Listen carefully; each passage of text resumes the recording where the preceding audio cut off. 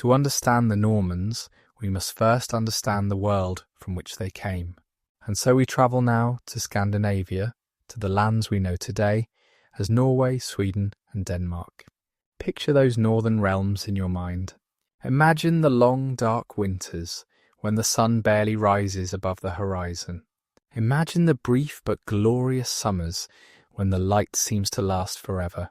Imagine the deep fjords cutting into the coastline, the dense forests, the mountains still capped with snow even in the warmest months. This was the homeland of the Vikings, and it was a hard land that bred hard people. The soil was often poor, the growing season short. The sea, however, was generous. It provided fish in abundance, and more importantly, it provided a highway to the wider world. The people of Scandinavia became master sailors out of necessity. They built ships that were marvels of engineering, vessels that could cross open oceans, yet were shallow enough to navigate rivers far inland. The Viking Age is generally considered to have begun in the year 793, when Scandinavian raiders attacked the monastery of Lindisfarne on the northeast coast of England. This was not the first time Northmen had ventured beyond their homeland, but it marked the beginning of a new era of large-scale raiding and expansion. The monks of Lindisfarne were utterly unprepared for the violence that descended upon them. The raiders killed many, took others as slaves, and plundered the monastery's treasures. Word of this attack spread quickly throughout Christian Europe, and it was met with horror and disbelief. The great scholar Alcuin, writing from the court of Charlemagne, lamented that such a thing could happen. Never before, he wrote, had such terror appeared in Britain. The church of St. Cuthbert had been spattered with the blood of the priests of God. But Lindisfarne was only the beginning. Over the following decades, Viking raids became increasingly common and increasingly bold. The raiders targeted monasteries and churches because these were often the wealthiest institutions in the land, filled with gold and silver vessels, jewelled reliquaries, and other treasures. The monks who lived in these places were generally unarmed and unable to defend themselves. They were easy prey. The Vikings were not motivated solely by greed, though plunder was certainly a major attraction. They were also driven by a desire for glory and reputation. In their culture, a man's worth was measured by his deeds, by the battles he had fought, by the treasures he had won. A successful raid brought not only wealth, but also honour and fame. Young men eager to make their names would join raiding parties hoping to return home as heroes. There was also the simple matter of opportunity. The kingdoms of Western Europe were often weak and divided. The great empire of Charlemagne, which had brought a measure of unity and stability to much of the continent, began to fragment after his death in 814. His grandsons fought among themselves, dividing the empire into smaller and weaker pieces. Local lords squabbled over territory and power. There was no unified defence against the raiders from the north. The Vikings took full advantage of this chaos. They raided the coasts of England, Ireland, Scotland and Wales. They sailed up the rivers of Francia, striking deep into the heart of the kingdom. They attacked towns and monasteries, carrying off everything of value, and often burning what they could not take. The people of Western Europe lived in constant fear of the dragon ships appearing on the horizon. Now let us turn our attention specifically to Francia, the land that would one day give birth to Normandy.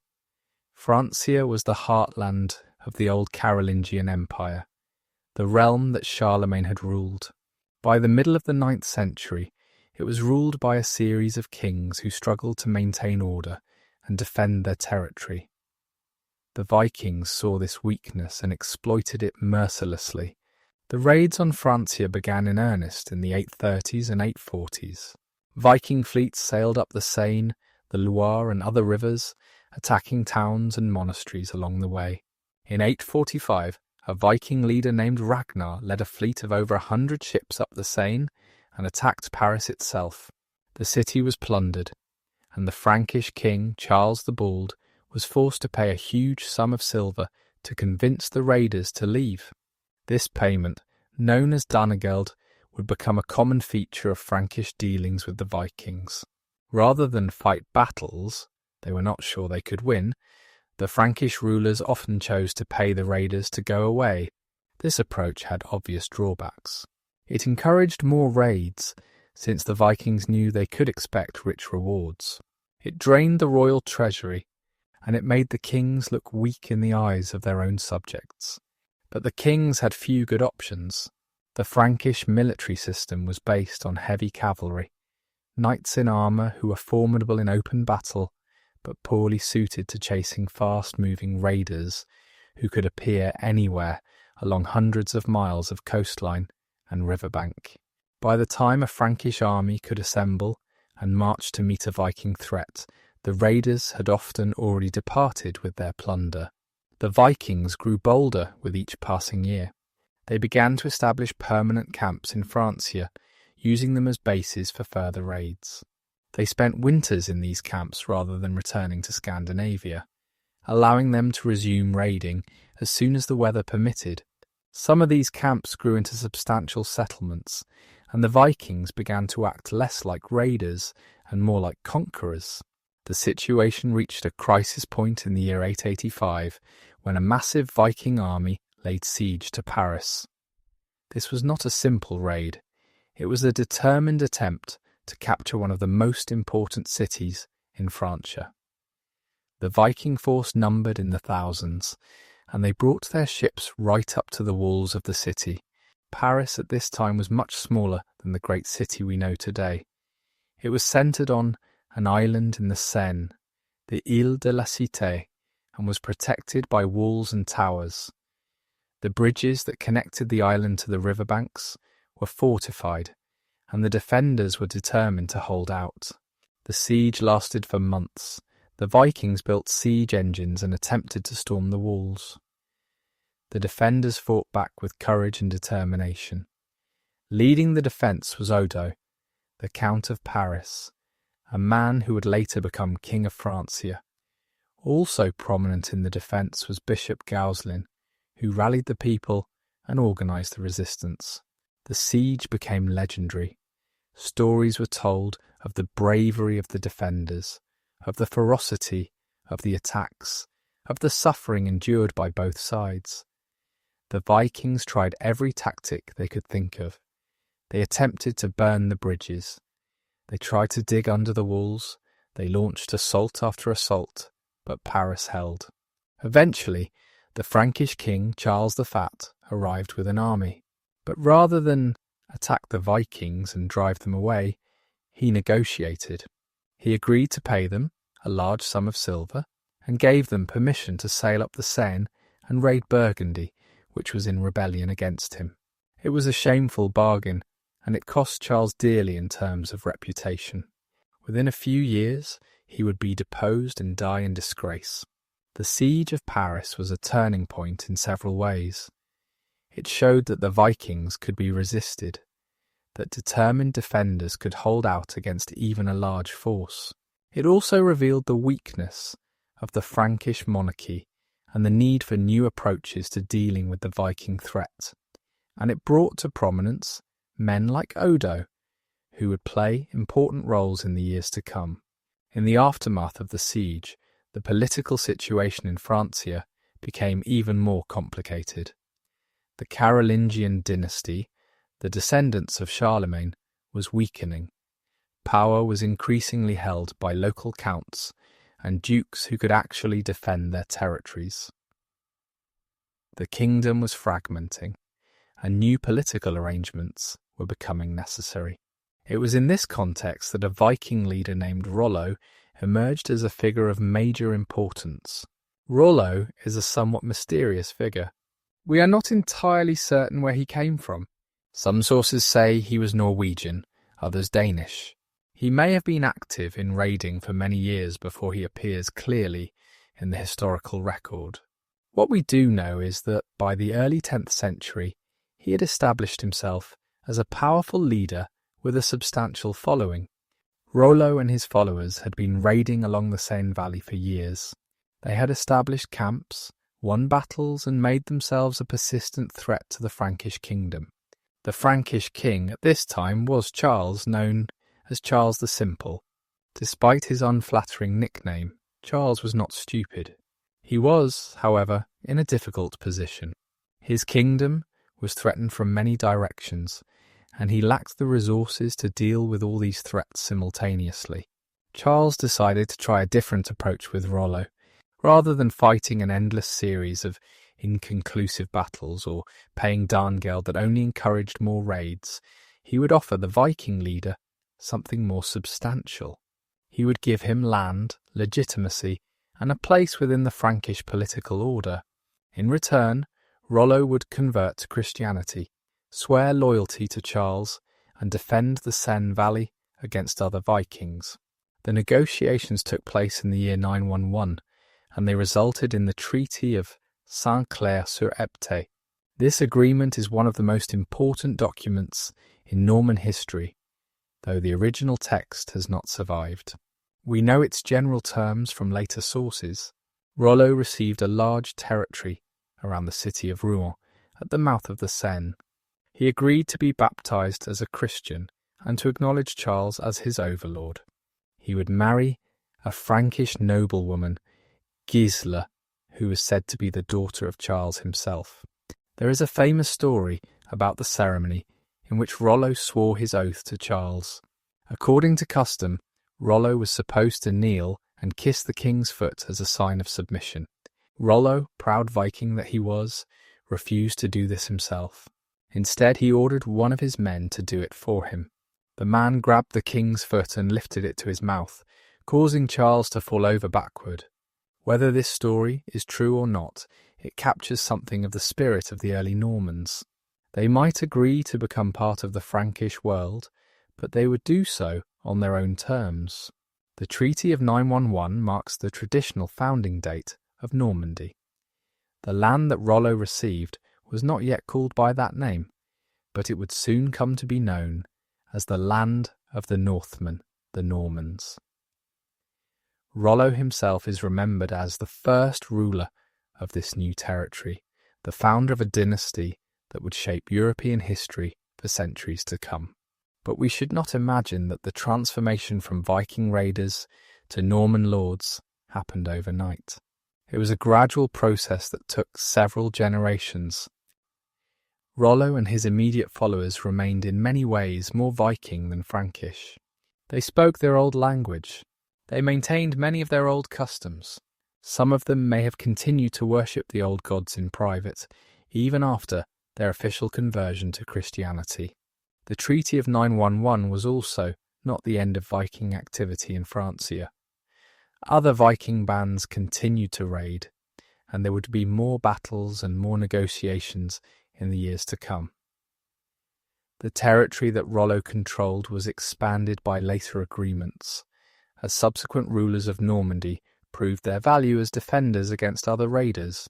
What the treaty did establish was a framework for transformation. Rollo and his descendants now had a stake in the Frankish world. They had land to defend, a position to maintain, a legacy to build. They had incentives to adopt Frankish ways, to learn the Frankish language, to integrate themselves into Frankish society. And this is exactly what they did, though they never entirely forgot their Viking heritage. Rollo ruled his new territory for about 15 years after the treaty. We do not know the exact date of his death, but it was probably around 928. He was succeeded by his son William, who would be known as William Longsword. The transition of power was smooth, establishing the principle that rule of Normandy would pass from father to son, creating a stable dynasty. The land that Rollo received in 911 was not an empty wilderness.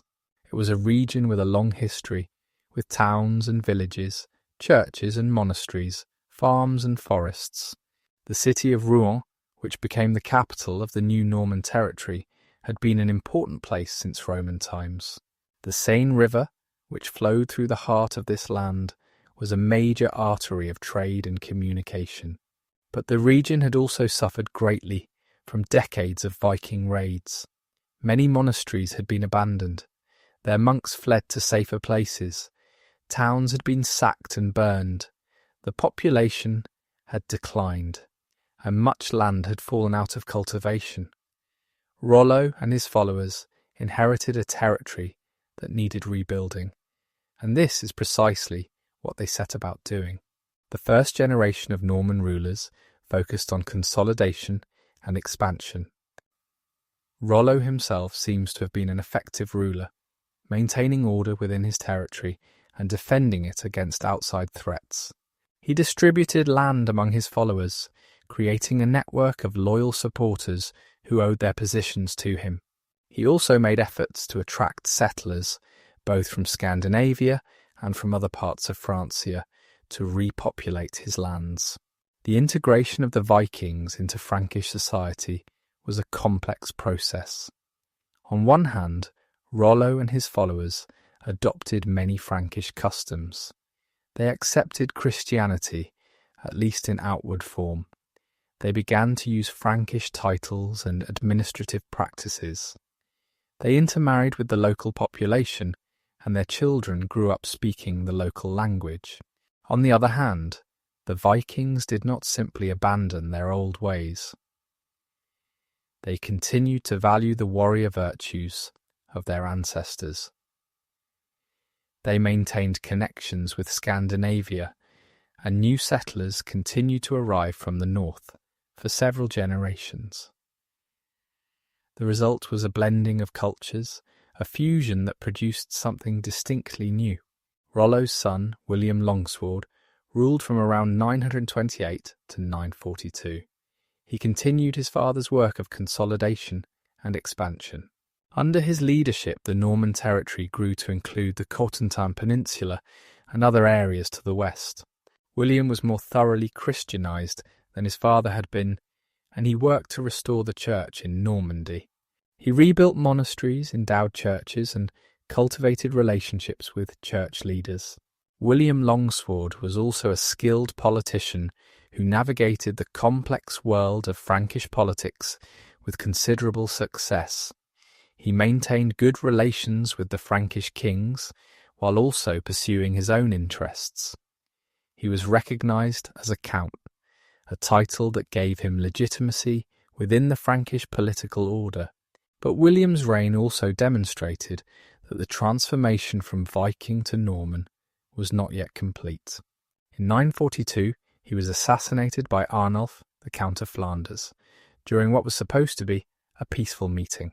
The murder was apparently motivated by political rivalry, and perhaps by lingering hostility toward the Normans as outsiders. William's death left his young son Richard as the new ruler of Normandy. Richard was only about 10 years old when his father was killed, and his minority was a dangerous time for the young duchy.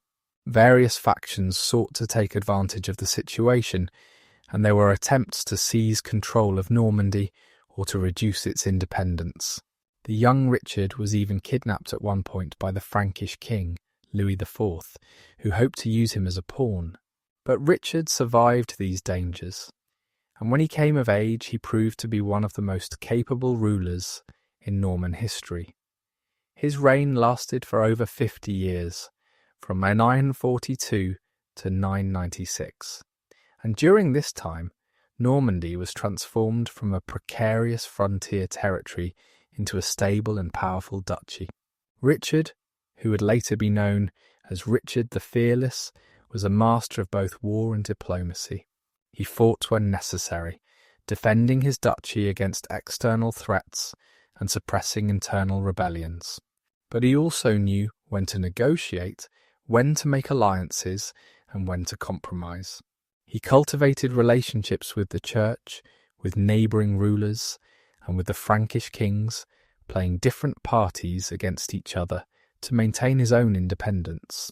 Under Richard's long rule, the distinctive institutions of Norman society began to take shape.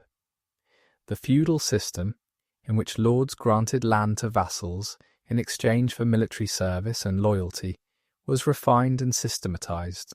The relationship between the Duke and his nobles was defined more clearly, with the Duke maintaining a strong central authority while also respecting the rights and privileges of his followers. The church in Normandy also flourished under Richard's patronage. Monasteries that had been destroyed or abandoned during the Viking raids were rebuilt and re-endowed. New religious houses were founded. The church became a pillar of Norman society, providing not only spiritual guidance but also education, administration, and cultural continuity. Richard also maintained connections with Scandinavia, welcoming Viking settlers and even providing assistance to Viking expeditions against England. This might seem contradictory for a Christian ruler, but Richard was pragmatic. The Viking connection gave him additional military resources and helped maintain the martial spirit that was central to Norman identity. When Richard the Fearless died in 996, he was succeeded by his son, Richard II, who ruled until 1026. This Richard continued his father's policies, maintaining Norman independence and prestige. He was known for his piety and his patronage of the church. Under his rule, Normandy became known as a centre of religious reform, with monasteries that followed strict rules and produced learned monks. Richard II also strengthened ties with England through a marriage alliance. He married his sister Emma to Ethelred, the King of England. This connection would have profound consequences in the years to come, creating a link between the Norman and English royal families that would eventually lead to the Norman conquest. The early 11th century was a time of growing prosperity and confidence in Normandy. The duchy had survived its difficult early years and had established itself as a major power in northern France. The Norman nobles were renowned as warriors, and Norman knights were sought after as mercenaries and allies throughout Europe. The transformation of the Normans was now largely complete. They spoke French, though their dialect retained some Norse words and characteristics. They were devout Christians, generous patrons of the church. They had developed a sophisticated feudal system that balanced central authority with local autonomy. They had created a distinctive architectural style, building in stone with a solidity and grandeur that proclaimed their power and permanence. And yet they had not entirely forgotten their Viking heritage. They still valued courage in battle above almost all other virtues. They still had a restless energy, a desire for expansion and conquest that would soon carry them far beyond the borders of their duchy. They were still, in some essential way, the descendants of those Northmen who had crossed the seas in search of new worlds. Richard II was succeeded by his son Richard III, but this Richard died after only a year, possibly murdered by his younger brother Robert. Robert, who would be known as Robert the Magnificent, or sometimes Robert the Devil, ruled from 1027 to 1035. His reign was marked by conflict and controversy, but also by the birth of a son who would become the most famous Norman of all. That son was William, born around 1028. His mother was not Robert's wife, but a woman named Herleva, the daughter of a tanner. This made William illegitimate, a bastard in the harsh terminology of the time. It was a status that would haunt him throughout his early life and drive him to prove himself worthy of the position he would inherit. Robert the Magnificent died in 1035 while returning from a pilgrimage to Jerusalem. He had named the young William as his heir before departing, but a child of 7 or 8, and an illegitimate one at that, was a vulnerable ruler. The years that followed would test William to the utmost and forge him into the formidable leader he would become. But before we follow William's story, let us pause to appreciate what the Normans had accomplished in the century and a quarter since Rollo had received his grant of land. They had transformed themselves from Viking raiders into one of the most dynamic and powerful peoples in Europe. They had built a duchy that was stable, prosperous, and well governed. They had created distinctive institutions in government, warfare, and religion. They had produced a series of capable rulers who had navigated the dangerous waters of medieval politics with skill and determination. The Normans were now ready to burst beyond the boundaries of their duchy and make their mark on the wider world. Now let us take some time to explore what life was like in Norman society. We have traced the political history of the duchy, the succession of dukes and their achievements.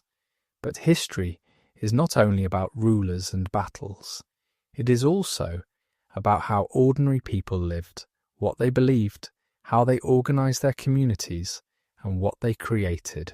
Norman society was organised according to the feudal system, a complex web of relationships based on land and loyalty. At the top of this system stood the duke, who held his position by the grace of God and by his own strength. Below him were the great nobles, the counts and barons who held large estates and commanded their own followers. Below them were lesser nobles, knights who held smaller parcels of land. And at the bottom were the peasants, the vast majority of the population, who worked the land and supported the entire structure with their labour. The key relationship in this system was that between lord and vassal. A vassal was a man who had sworn loyalty to a lord, promising to serve him faithfully, especially in war. In return, the lord granted the vassal a fief, usually a piece of land, which the vassal could use to support himself and his family. This exchange of loyalty for land was the glue that held feudal society together.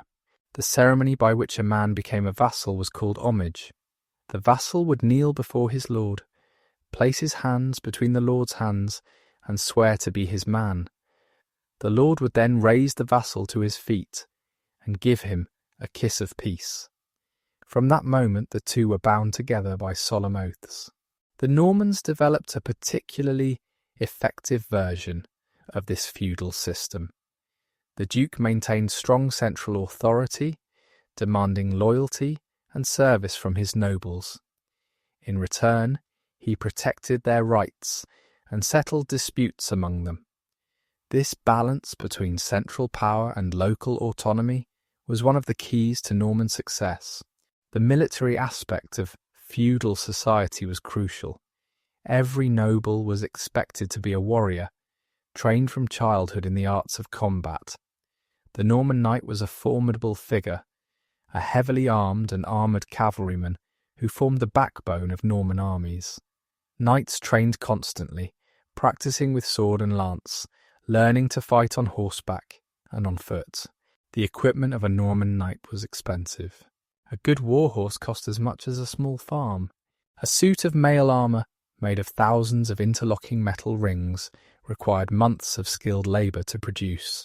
A sword of quality steel was a treasured possession, often passed down from father to son. Only men of considerable wealth could afford to equip themselves as knights, which is why knighthood was closely tied to land ownership. The Normans were also great builders of castles. When they conquered new territories, one of their first acts was always to build fortifications. The earliest Norman castles were simple structures, mounds of earth topped with wooden towers, surrounded by ditches and palisades. These Motte and Bailey castles, as they are called, could be constructed quickly, sometimes in just a few weeks, and they gave the Normans a secure base from which to control the surrounding countryside. Later, as Norman power became more established, these wooden castles were replaced with stone structures. Norman stone castles were massive, imposing buildings designed to withstand sieges and to overawe the local population. The Great Stone Keep, a rectangular tower with walls several feet thick, became the characteristic feature of Norman military architecture. But the Normans did not only build for war, they were also great patrons of the church, and they constructed religious buildings of remarkable beauty and grandeur. Norman churches and cathedrals rose across the lands they controlled, their thick walls and rounded arches creating spaces that felt both solid and sacred. These buildings were designed to last for centuries, and many of them still stand today, testaments to Norman faith and Norman skill. The style of architecture that the Normans developed is often called Romanesque, because it drew inspiration from the building traditions of ancient Rome. But the Normans gave this style their own distinctive character. Norman Romanesque buildings are characterised by their massive scale, their thick walls, their round arches, and their sense of weight and permanence. Walking into a Norman cathedral, you feel the presence of something ancient and enduring, something built to connect earth and heaven. The interiors of these churches were often decorated with carved stonework of great intricacy. Norman craftsmen excelled at creating geometric patterns, interlacing designs, and stylized images of plants, animals, and human figures. The doorways and windows of Norman churches were often surrounded by multiple layers of carved arches, each layer adding to the sense of depth and richness. Religion was central to Norman life, as it was to all medieval European societies. The church provided the framework within which people understood the world and their place in it. It marked the passage of time with its calendar of feasts and fasts. It accompanied people through the great transitions of life, from baptism to marriage to burial. It offered hope of salvation in a world where life was often short and full of suffering. The Normans were generous supporters of monasteries, communities of monks who devoted their lives to prayer, study, and work. These monasteries were centres of learning and culture, preserving ancient texts and producing new works of scholarship. The monks copied manuscripts by hand, a painstaking labour that kept alive the knowledge of the ancient world and the teachings of the Church. Norman monasteries also played important economic roles. They owned large estates and managed them efficiently. They developed new agricultural techniques and introduced them to the surrounding countryside. They provided hospitality to travellers and care for the sick. In many ways, monasteries were the most sophisticated institutions of medieval society, combining spiritual, intellectual, and practical functions. The relationship between the Norman rulers and the church was complex and mutually beneficial. The dukes and nobles gave land, money, and protection to religious institutions. In return, the church provided legitimacy, education, and administrative expertise. Bishops and abbots were often important advisors to the duke, and clergy served in various governmental roles. Education in Norman society was largely provided by the church. Boys destined for careers in the church or in administration learned to read and write Latin, the language of scholarship and religion. They studied the Bible, the writings of the church fathers, and the classical authors of ancient Rome. The most talented might go on to become scholars, teachers, or high-ranking churchmen. For boys destined to become knights, education was different. They learned to ride, to fight, to hunt. They were trained in the code of behaviour expected of a warrior, which emphasised courage, loyalty, and honour. Many young nobles were sent to the households of other lords to complete their training, a practice that helped create bonds between noble families. Women in Norman society had limited formal education, but they played important roles nonetheless. Noble women managed households, which in the case of great lords were complex enterprises involving dozens or even hundreds of servants and dependents. They oversaw the production of food, clothing, and other necessities. When their husbands were away at war, which was often, noble women might manage entire estates and even defend castles against attack. Marriage among the nobility was primarily a political and economic arrangement. Families sought to build alliances, acquire land, and increase their power through strategic marriages. Love might develop between husband and wife, but it was not the primary consideration. Women brought dowries to their marriages, and they retained certain rights to property even after marriage. The lives of peasants were very different from those of the nobility. Peasants worked the land, growing the crops and raising the animals that fed everyone else. Their labour was hard and unending, governed by the rhythms of the seasons. They lived in simple dwellings, often just 1 or 2 rooms, shared with their families and sometimes with their livestock. Most peasants were not free in the modern sense. They were bound to the land they worked, unable to leave without their lord's permission. They owed various obligations to their lord, including a portion of their harvest, labour on the lord's own fields, and various fees and payments. In return, the lord was supposed to protect them and provide justice. Despite their hard lives, peasants were not without their pleasures. They celebrated the festivals of the church calendar with feasting, dancing, and games. They gathered in the evenings to share stories and songs. They took pride in their work and in their communities. The village was the centre of peasant life, a place where everyone knew everyone else and where traditions were passed down through generations. The Norman language evolved over time.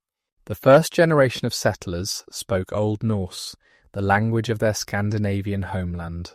But they quickly began to adopt the local Romance language, descended from Latin, that was spoken by the majority of the population. Within a few generations, the Normans were speaking a dialect of French, though it retained some Norse words and influences. This Norman French would later be carried to England, where it would have a profound impact on the English language. Thousands of English words derive from Norman French, especially words related to government, law, warfare, and refined culture. The very word government comes from Norman French, as do words like justice, army, castle, and noble. Norman culture valued certain qualities above others. Courage in battle was paramount. A man who showed cowardice was disgraced, while a man who fought bravely, even in a losing cause, was honoured. Loyalty to one's lord was also essential. To betray one's lord was one of the worst crimes imaginable, punished by death and eternal shame. The Normans also valued cunning and ambition. They admired men who could outthink their enemies, who could seize opportunities and turn situations to their advantage. The Norman expansion across Europe was driven not only by military prowess, but also by a willingness to take risks, to venture into the unknown, to seek fortune in distant lands. Hospitality was another important value. A lord was expected to be generous to his followers, providing feasts and gifts. Guests were to be welcomed and treated well. The great hall of a Norman castle was a place of gathering, where the lord and his followers ate together, heard news and stories, and reinforced the bonds that held their community together. As we conclude this exploration of Norman society and culture, we can see a people who had created something remarkable. From their Viking origins, they had developed a sophisticated civilization that combined military effectiveness with religious devotion, political organization with cultural achievements. They had built institutions that would endure for centuries and created works of art and architecture that still inspire wonder today. This was the society that would soon burst beyond the borders of Normandy and make its mark on the wider world. The same energy, ambition, and capability that had transformed Viking raiders into Norman lords would now carry them to England, to Italy, to the Holy Land. The stage was set for the great Norman adventures that lay ahead. We come now to the story of the most famous Norman who ever lived, the man who would change the course of English history and earn the title by which he is still known today, William the Conqueror. But before he was a conqueror, he was a child in danger, a young duke fighting for survival, a man who had to prove himself against enemies on every side. His story is one of determination, skill, and an iron will that would not be denied. William was born around the year 1028 in the town of Falaise in Normandy. His father was Robert, the Duke of Normandy, a capable but controversial ruler. His mother was Herleva, a woman of humble origins. Some sources say her father was a tanner, others a funeral director. Whatever her exact background, she was not of noble birth, and she was not married to Duke Robert. This made William illegitimate, a bastard in the blunt language of the time. In an age when bloodlines and legitimacy were of supreme importance, this was a serious disadvantage.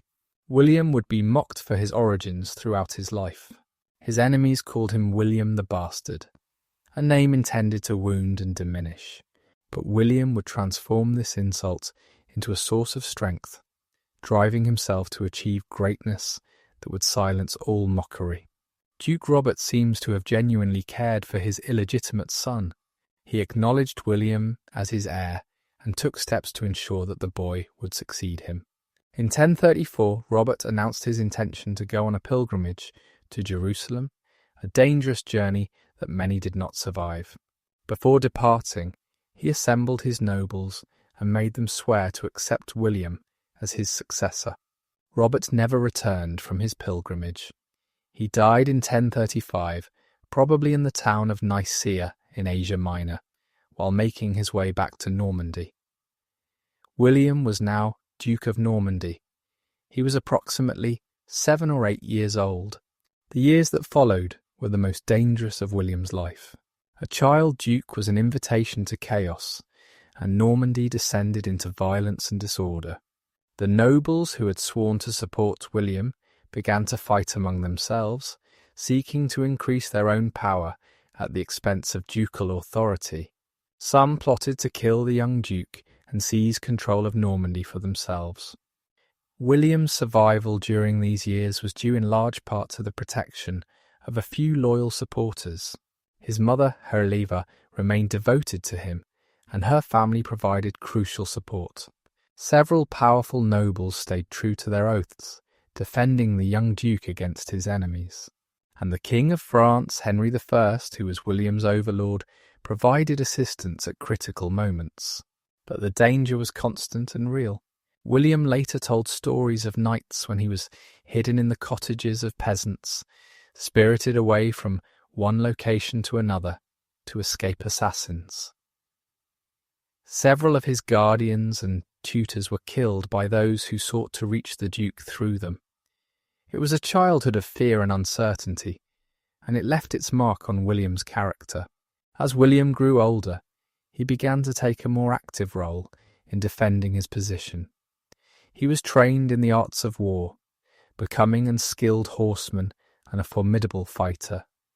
He learned the craft of leadership, how to inspire loyalty, how to reward friends and punish enemies, how to navigate the treacherous waters of medieval politics. The turning point came in 1047, when William was about 19 years old. A major rebellion broke out in western Normandy, led by nobles who sought to overthrow the young duke and replace him with one of their own. The rebels gathered a large army and seemed poised to succeed. William appealed to King Henry of France for help, and Henry responded. The royal army joined with William's loyal followers, and together they confronted the rebels at a place called Val-les-Dunes, near the city of Caen. The battle that followed was fierce and bloody, but William and his allies emerged victorious. The rebel leaders were killed or captured, and their followers scattered. The Battle of Val-les-Dunes was William's first major military victory, and it established him as a force to be reckoned with. He was no longer a vulnerable child, but a warrior duke who could defend his realm and defeat his enemies.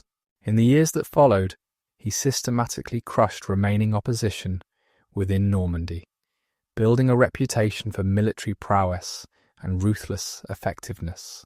William also worked to strengthen the institutions of ducal government. He appointed loyal men to key positions, rewarded those who served him well, and punished those who betrayed him. He built castles to control strategic locations and project his power throughout the duchy. He cultivated relationships with the church, supporting monasteries and appointing capable men as bishops and abbots. Around 1050, William made a decision that would have important consequences for his future. He decided to marry Matilda, the daughter of the Count of Flanders. This was a prestigious match that would ally Normandy with one of the most powerful territories in northern Europe. But there was a problem. The Pope had forbidden the marriage, possibly because William and Matilda were too closely related by blood. William went ahead with the marriage anyway, defying papal authority. The reasons for his determination are not entirely clear. Perhaps he was genuinely in love with Matilda. Perhaps he saw the political advantages as too great to pass up. Perhaps he simply refused to be told what he could and could not do. Whatever his reasons, the marriage took place around 1051 or 1052. The union proved to be a successful one. William and Matilda seem to have been genuinely devoted to each other, a rarity among medieval royal marriages. Matilda was a capable partner who managed affairs in Normandy when William was away and provided wise counsel. Together, they had at least 9 children, including 4 sons who survived to adulthood. Eventually, William made peace with the church over his marriage. He and Matilda founded 2 great abbeys in Caen as penance, one for men and one for women. These abbeys, known as the Abbaye aux Hommes and the Abbaye aux Dames, still stand today as monuments to Norman piety and Norman architecture. By the mid-1050s, William had transformed Normandy into one of the strongest and best-governed territories in Europe. The chaos of his minority was a distant memory. The duchy was at peace, its nobles loyal, its institutions effective. William himself was recognised as one of the foremost warriors and rulers of his age, but William's ambitions extended beyond Normandy. His eyes had turned across the English Channel to the Kingdom of England, where events were unfolding that would draw him into the greatest adventure of his life. The connection between Normandy and England went back several decades.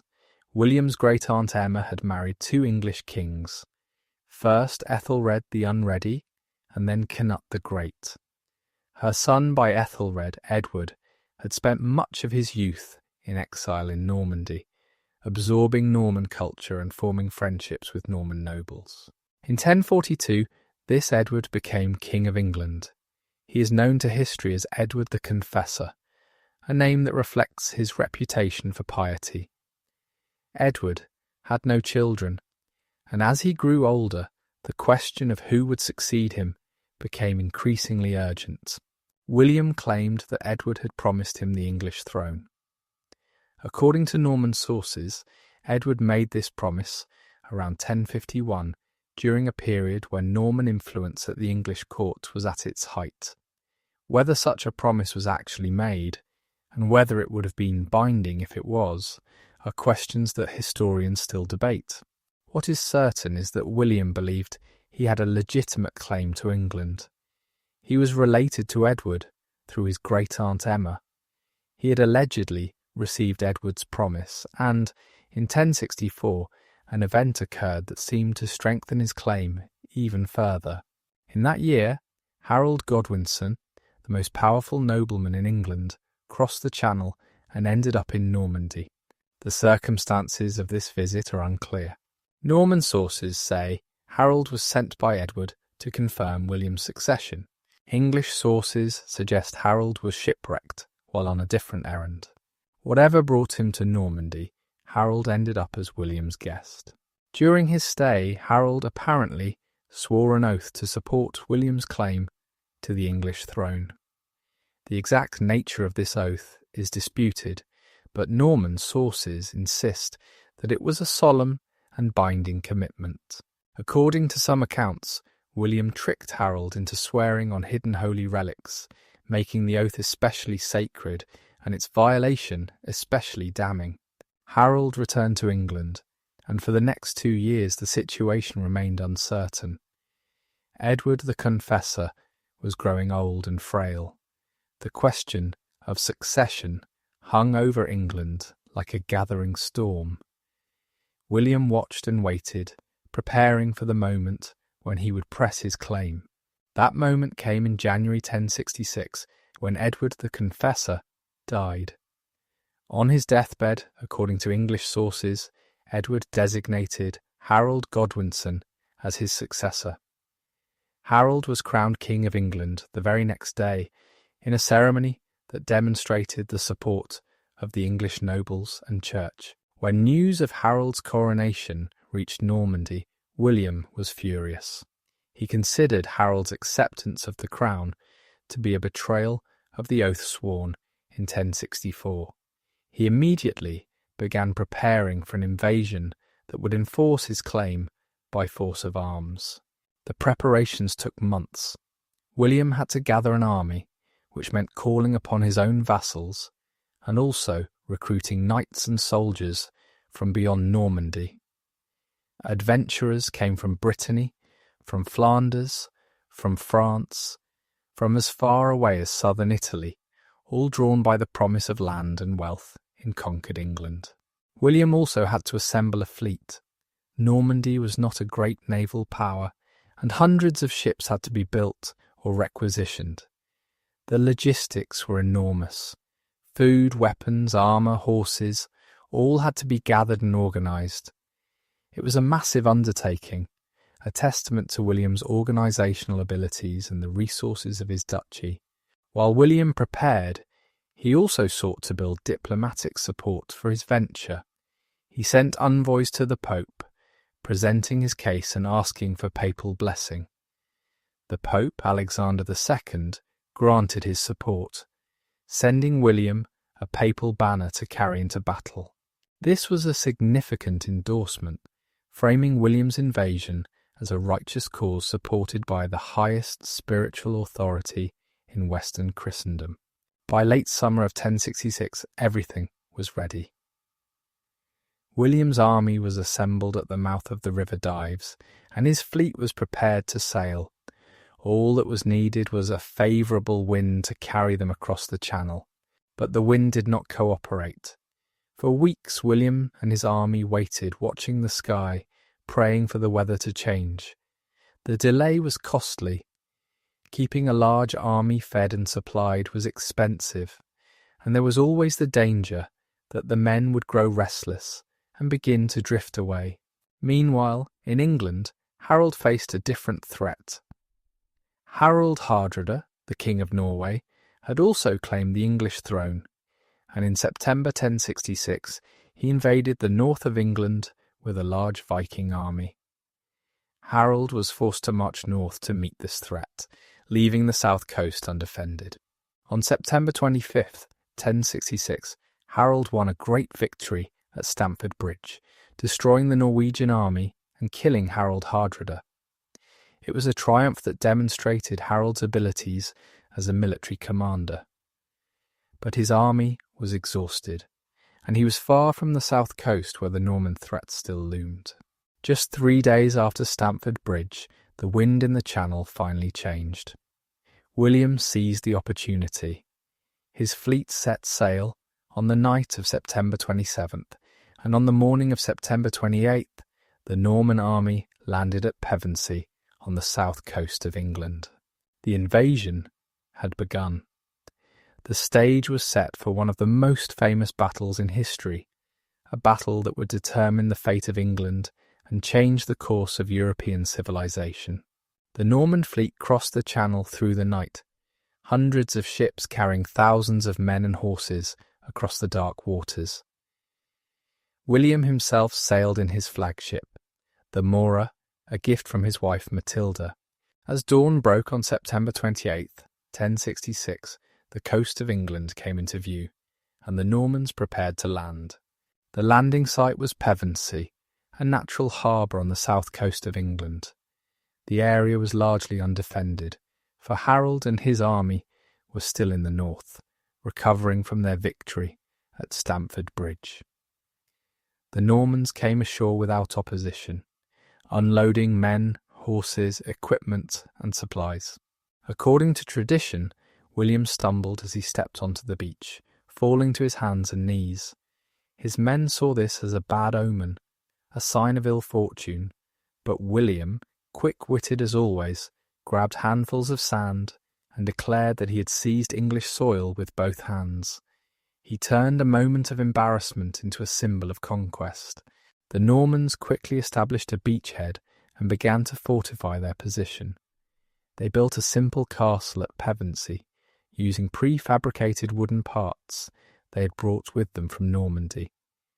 This was typical Norman practice, securing their position with fortifications before advancing further. William then moved his army to Hastings, a few miles to the east, where there was a better harbour and more open ground. Here he built another castle and settled in to wait. He knew that Harold would have to come to him. An invading army could not be ignored, and every day the Normans remained on English soil was a challenge to Harold's authority and legitimacy. William also began to ravage the surrounding countryside. His men burned villages, seized livestock, and destroyed crops. This was not mere cruelty, though it certainly caused great suffering to the local population. It was a deliberate strategy designed to force Harold to act. The devastation of his own kingdom would compel the English king to give battle, even if the circumstances were not ideal. When Harold learned of the Norman landing, he was still in the north, near York. He had just fought a major battle, and his army was tired. The wise course might have been to wait, to gather fresh troops, to let the Normans exhaust themselves in hostile territory. But Harold was not a man to wait. He was confident in his abilities and eager to destroy this second threat to his kingdom. Harold marched south with remarkable speed, covering nearly 200 miles in less than 2 weeks. He gathered additional forces as he went, summoning the fighting men of the southern shires to join him. By October 13, he had reached the area near Hastings, and he took up a position on a ridge called Senlac Hill, about 6 miles from the Norman camp. The English army that Harold assembled was different in character from the Norman force. The core of Harold's army was the housecarls, professional warriors who served the king and the great nobles. These men were formidable fighters, armed with long axes that could split a horse and rider with a single blow. They wore mail armour and carried large shields, and they were trained to fight in a tight formation called the shield wall. Supporting the housecarls were the fyrd, the militia of free Englishmen, who were obligated to serve in times of emergency. These men were less well equipped and less well trained than the housecarls, but they were numerous and they were defending their homeland. Their motivation was high. The English fought primarily on foot. They did not have the tradition of mounted combat that the Normans had developed. Their tactics centred on the shield wall, a defensive formation in which warriors stood shoulder to shoulder, their shields overlapping, presenting an almost impenetrable barrier to the enemy. The Norman army was organised differently. Its core was the heavy cavalry, knights in mail armour mounted on war horses, armed with lances and swords. These mounted warriors were trained to charge in formation, using the weight and speed of their horses to break enemy lines. The shock of a cavalry charge was one of the most devastating weapons in medieval warfare. The Normans also had infantry, both heavy and light, and a significant force of archers. The archers were particularly important, as they could strike the enemy from a distance, weakening them before the cavalry charged. The combination of archers, infantry, and cavalry gave the Normans tactical flexibility that the English lacked. On the morning of October 14, 1066, the two armies prepared for battle. Harold's forces were arrayed along the ridge of Senlac Hill, their shield wall stretching for several hundred yards. The position was strong, with steep slopes protecting the flanks and making a cavalry charge difficult. William's army advanced from the south, organised into 3 divisions. On the left were the Bretons, allies from the neighbouring Duchy of Brittany. In the centre were the Normans themselves, commanded by William in person. On the right were the French and Flemish contingents, each division had its own archers, infantry, and cavalry. The battle began around 9 in the morning.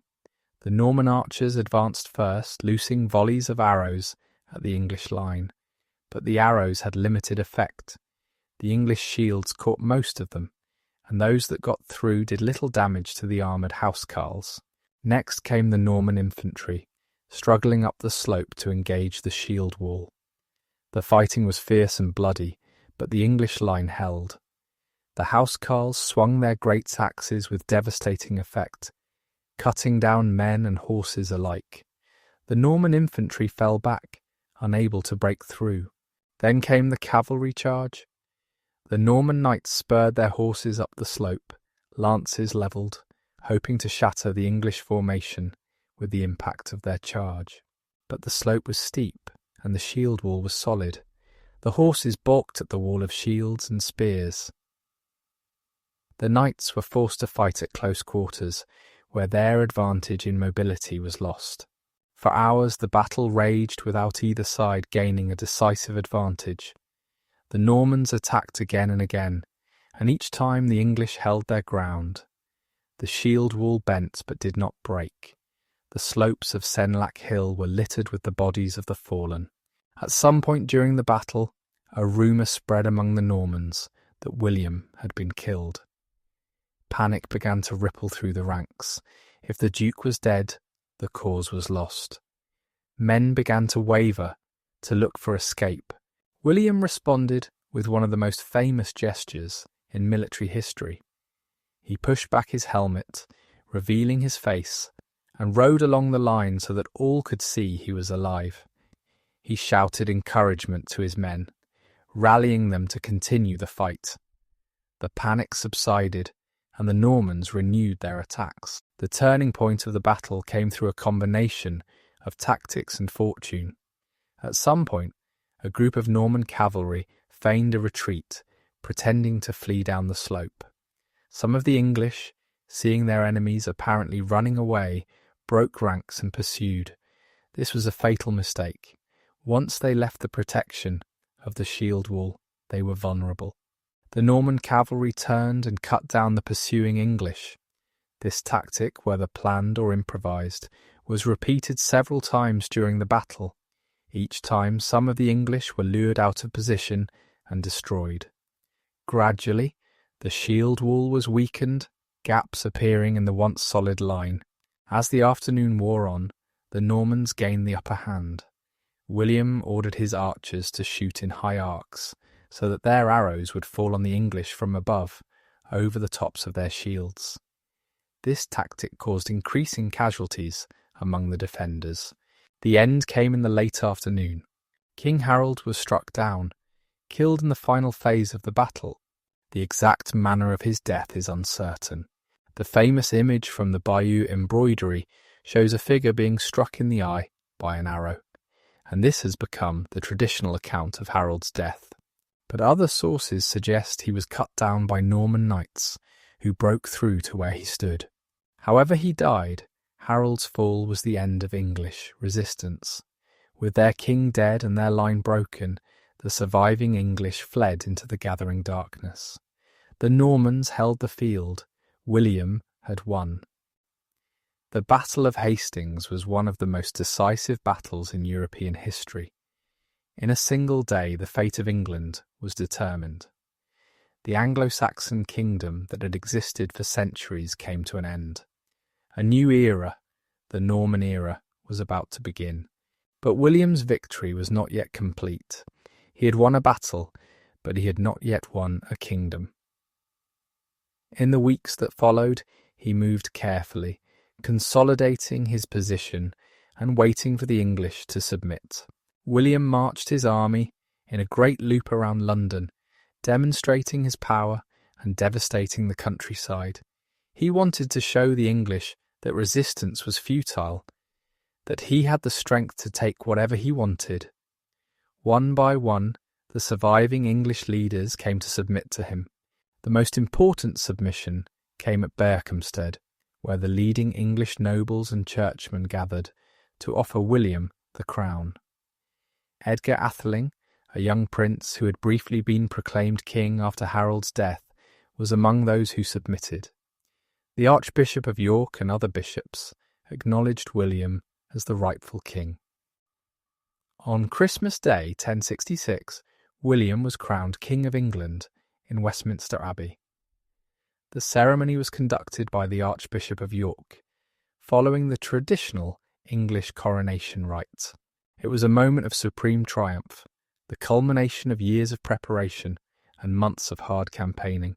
But the coronation was marred by an incident that revealed the tensions of the moment. During the ceremony, the congregation shouted their acclamation of the new king, as was customary. The Norman guards outside, hearing the shouting and not understanding what was happening, thought a riot had broken out.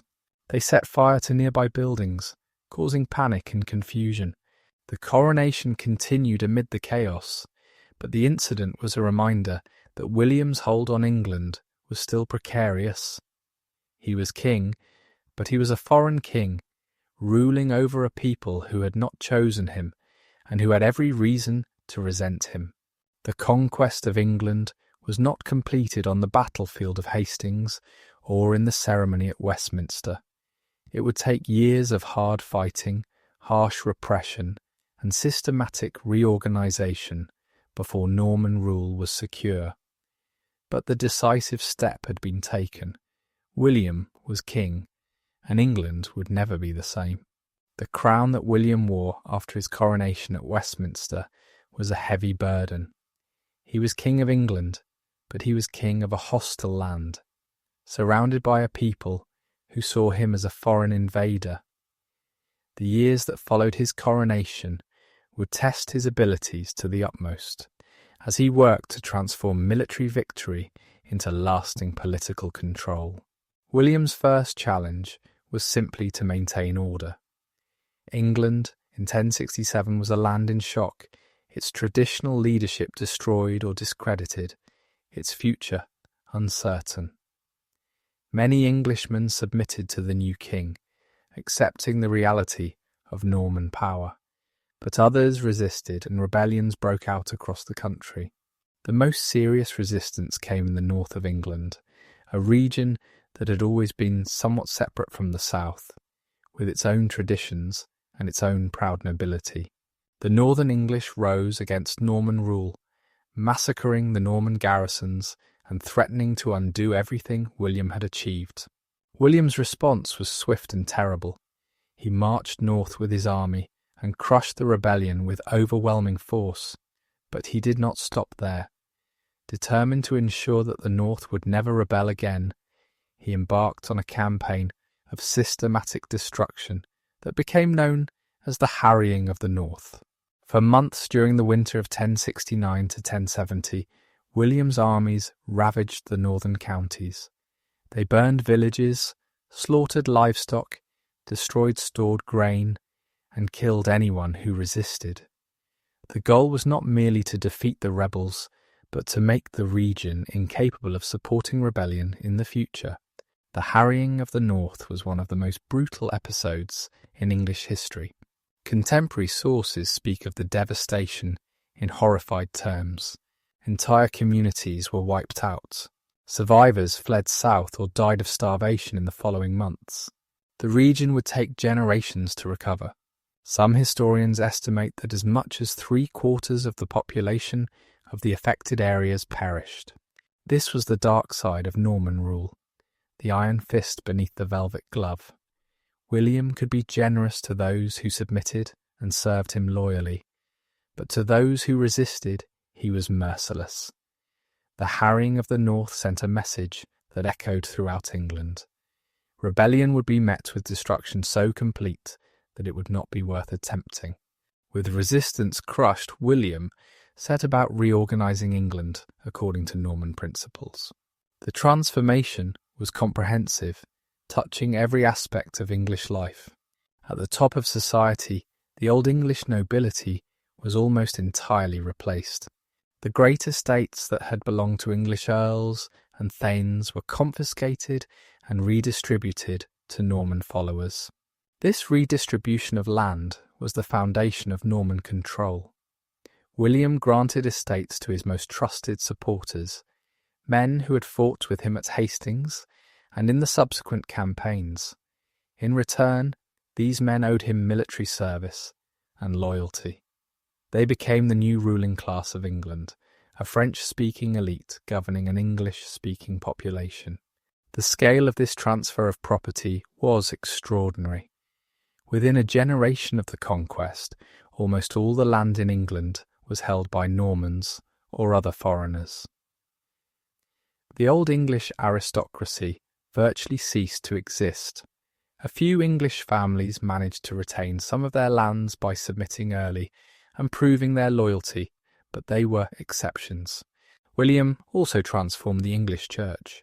He appointed Normans to the highest positions, replacing English bishops and abbots with men from the continent. The most important of these appointments was Lanfranc, an Italian scholar who had been abbot of William's monastery at Caen.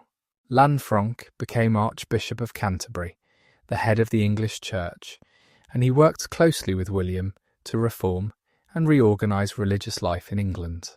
The Norman church reforms were not merely about putting Normans in charge. They also involved genuine efforts to improve discipline, education, and organisation. Lanfranc introduced new standards for the clergy, requiring better training and stricter adherence to church rules. He reorganised the structure of the church, clarifying the relationships between bishops, abbots, and the king. One of the most visible signs of Norman power was the castle. William and his followers built castles throughout England, using them to control the countryside and overawe the population. The Tower of London, begun shortly after the Conquest, became the most famous of these fortifications, a massive stone keep that dominated the city and served as a royal residence, treasury, and prison. But the tower was only the most prominent of hundreds of castles built during William's reign. Every major town had its castle, and many smaller communities as well. These fortifications were symbols of conquest, physical manifestations of Norman power that could not be ignored or forgotten. The castles were also practical military installations. A small garrison of knights and soldiers, secure behind stone walls, could control a large area. Rebellions could be contained and suppressed before they could spread. The network of castles that the Normans built was a system of control that made resistance almost impossible. William also maintained and strengthened the administrative systems he inherited from the Anglo-Saxon kings. The English had developed sophisticated methods of government, including a system of shires and hundreds that divided the country into manageable units, a network of royal officials who collected taxes and administered justice, and a tradition of written records that was unusual for the time. The Normans recognised the value of these systems and kept them in place, adapting them to their own purposes. The shire remained the basic unit of local government, though it was now headed by a Norman sheriff rather than an English earl. The royal administration continued to function, collecting taxes and enforcing the king's will throughout the realm. The most remarkable product of Norman administration was the Domesday Book. Compiled in 1086, this extraordinary document was a comprehensive survey of England, recording the ownership, value, and resources of virtually every piece of land in the kingdom. Nothing like it had ever been attempted before, and nothing comparable would be produced for centuries afterward. The Domesday Survey was ordered by William at Christmas 1085. He wanted to know exactly what his kingdom contained, who held what land and what it was worth. Teams of commissioners were sent throughout England, gathering information from local juries who were required to answer detailed questions about their communities. The resulting document provides an unparalleled snapshot of England in the late 11th century. It records the names of landholders, the sizes of their estates, the numbers of their peasants and livestock, the values of their properties. It shows us the transformation that had taken place since the Conquest, with Norman names replacing English ones in the lists of landholders. The name Domesday, meaning Day of Judgment, reflects the comprehensive and final nature of the survey. Like the judgment of God, from which there was no appeal, the Domesday Book was the definitive record of who owned what. Disputes over property could be settled by reference to its pages. It was a tool of royal power, but also a monument to Norman administrative capability. The English viewed this great survey with a mixture of awe and apprehension. They understood that its findings were final, that there could be no appeal against what was written in its pages. Richard Fitz-Neal, who served as Treasurer of England under King Henry II, explained the name's meaning in the late 12th century. He wrote that the natives called this book Domesday because just as no judgment of that final severe and terrible trial could be evaded by any subterfuge, so when any controversy arose concerning matters contained in the book, its word could not be denied or set aside without penalty.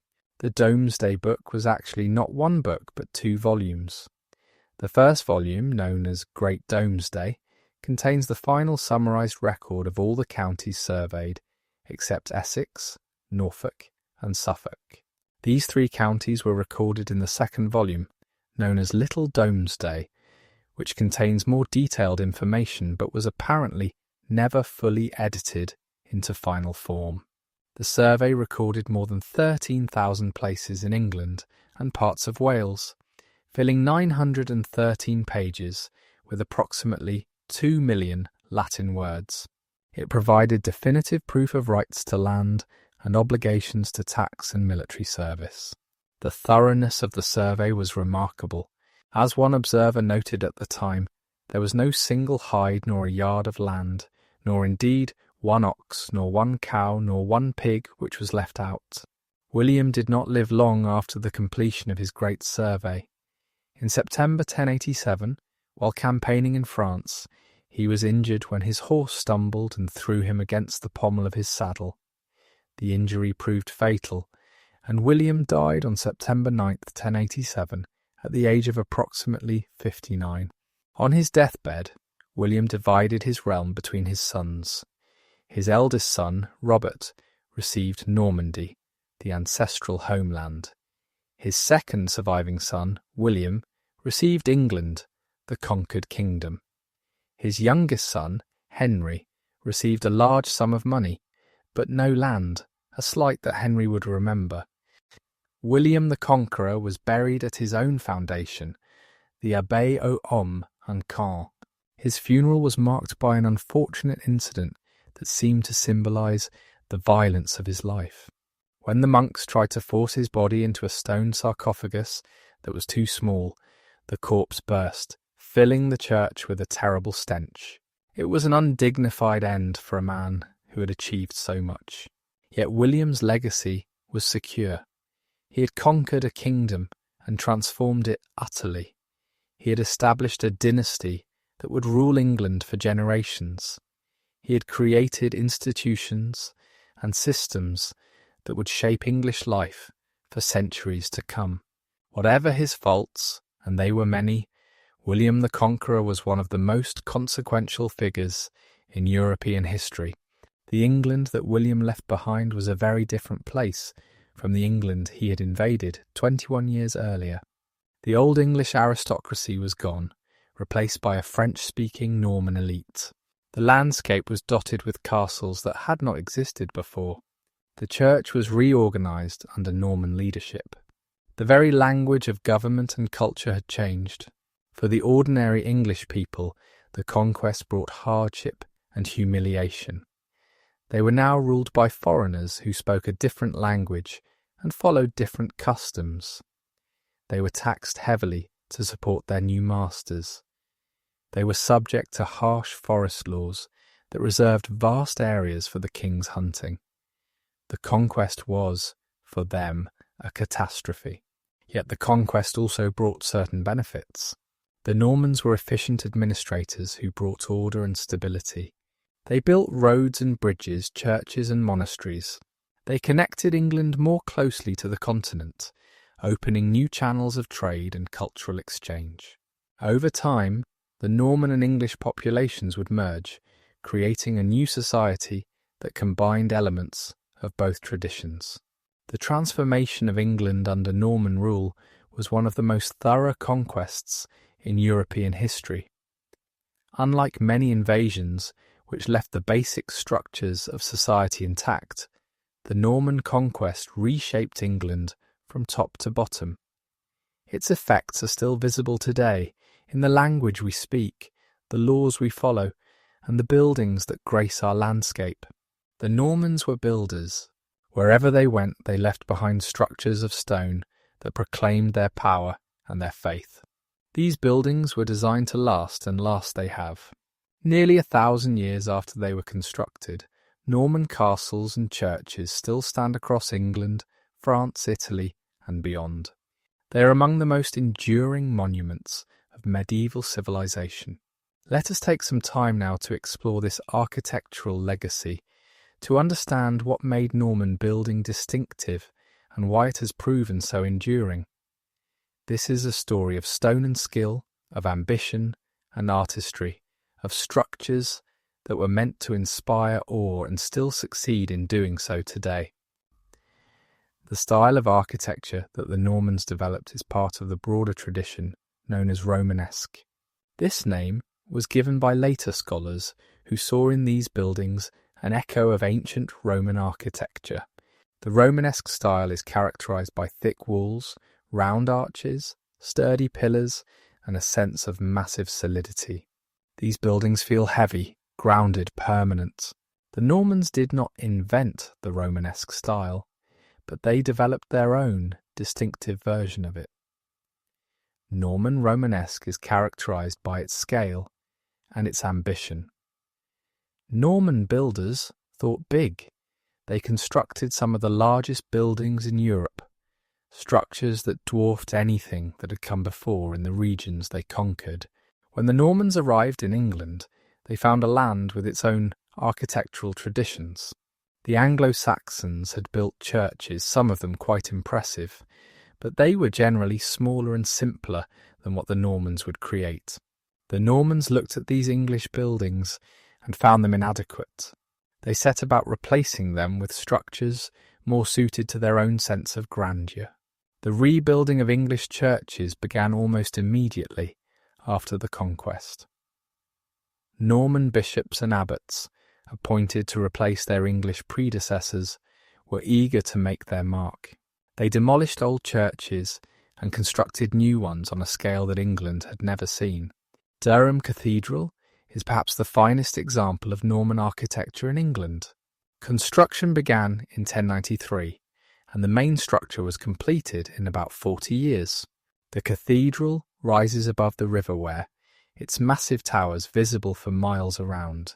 Inside, the nave stretches toward the altar, its great stone pillars carved with geometric patterns, its vaulted ceilings soaring overhead. Durham was innovative as well as impressive.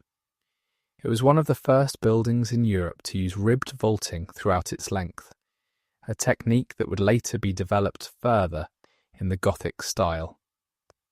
The builders at Durham were pushing the boundaries of what was possible, experimenting with new methods while remaining true to the Romanesque aesthetic. Canterbury Cathedral, the seat of the Archbishop and the spiritual centre of English Christianity, was also rebuilt by the Normans. The original Norman cathedral was begun by Archbishop Lanfranc shortly after the conquest and expanded by his successor, Anselm. Though much of the Norman structure was later replaced or modified, elements of Norman work remain, and the cathedral's basic plan reflects Norman design. Winchester Cathedral, one of the largest churches in England, was another Norman construction. The original Anglo-Saxon cathedral, which had been one of the most important churches in England, was demolished to make way for a new Norman building. Construction began in 1079, and the resulting structure was enormous, a statement of Norman power in the heart of the Old English kingdom. Norwich Cathedral, Ely Cathedral, Peterborough Cathedral, and many others followed the same pattern. Across England, the Normans built on a scale that transformed the landscape. These great churches were not merely places of worship. They were symbols of the new order, physical manifestations of Norman dominance that could not be ignored. The Normans also built extensively in their homeland. The great abbeys of Caen, founded by William and Matilda as penance for their forbidden marriage, are masterpieces of Norman architecture. The Abbaye aux Hommes, where William was buried, and the Abbaye aux Dames, where Matilda was laid to rest, still stand as monuments to Norman piety and Norman skill. Mont Saint-Michel, the famous island abbey off the coast of Normandy, was expanded and embellished during the Norman period. The Romanesque church that crowns the island dates largely from the 11th and 12th centuries. It is one of the most recognisable buildings in France, a testament to the ambition and artistry of Norman builders. Castle architecture was equally important to the Normans. We have already discussed the military function of castles, their role in controlling conquered territories and suppressing resistance. But castles were also architectural statements designed to impress and intimidate. The Tower of London is the most famous Norman castle in England. Construction began shortly after the Conquest, and the great stone keep known as the White Tower was completed around 1100. The White Tower is a massive structure, its walls up to 15 feet thick in places, its corners marked by turrets. It was designed to dominate London, to remind the citizens of the city who was in charge. The White Tower established a pattern that would be repeated throughout England. The great stone keep, rectangular in plan, with walls of immense thickness, became the characteristic feature of Norman military architecture. These keeps were virtually impregnable to the siege technology of the time. They could withstand assault, blockade, and even treachery, providing a secure refuge for their garrisons. Rochester Castle, with its keep rising over 100 feet high, is another impressive example. Colchester Castle, built on the foundations of a Roman temple, has the largest keep in England in terms of floor area. Castle Hedingham, Castle Rising, and dozens of others dot the English landscape, each one a monument to Norman power. The Normans also built castles in their other territories. In Sicily, they constructed fortifications that blended Norman traditions with local influences, creating a distinctive style.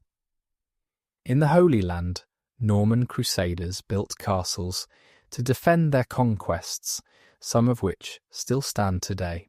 Beyond churches and castles, the Normans built monasteries, palaces, bridges, and town walls. They were comprehensive builders who sought to reshape the physical environment of the lands they ruled. Their buildings were designed to last, constructed of stone rather than wood, built with skill and care. The craftsmanship of Norman buildings is remarkable. The stonework is precise, the proportions harmonious, the decorative elements carefully executed. Norman craftsmen developed distinctive decorative motifs, including the chevron or zigzag pattern that appears on many Norman doorways and arches. They carved intricate designs into capitals and corbels, creating a rich visual texture. Norman sculpture, while not as naturalistic as later medieval work, has its own power and appeal. The carved figures on Norman churches are often stylized and formal, but they convey a sense of dignity and spiritual significance.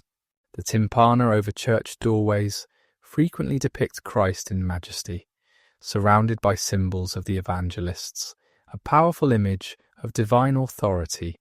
One of the most remarkable artistic works of the Norman period is the bayou embroidery, often called the bayou artwork.